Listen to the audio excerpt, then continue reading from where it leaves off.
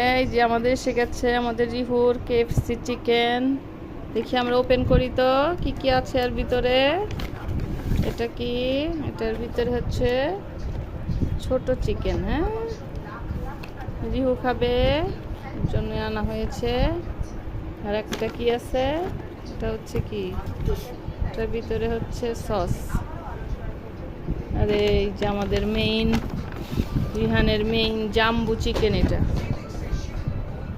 জাম্বু চিকেন, ওর পাপা খাবে। ওপেন করো বাবা, ওপেন। এই যে আমাদের পাপার চিকেন। হ্যাঁ, নাও আব্বু, নাও খাও। কোনটা নিবে? এই যে আমাদের রিহান খাচ্ছে চিকেন।